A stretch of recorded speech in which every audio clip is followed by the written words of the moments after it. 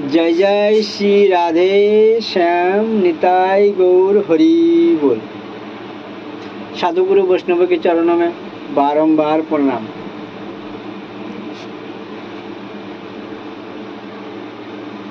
विषय है एकादशी का।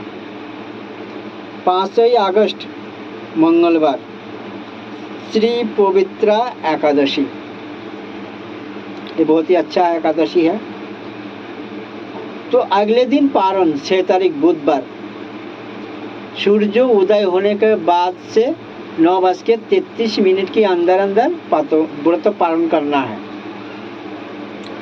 और सभी को इस व्रत करने के लिए सबको बताएं। वीडियो को शेयर भी कर सकते हैं, नहीं तो ऐसे ही बता दीजिए सबको, ताकि ज़्यादा से ज़्यादा लोग व्रत करें। तो यही अनुरोध है कि 5 अगस्त मंगलवार श्री पवित्रा एकादशी व्रत पारण হচ্ছে তোমার 6 তারিখ বুধবার সূর্য উদয় হওয়ার পরে 9:33 মধ্যে ব্রত পালন করতে হবে।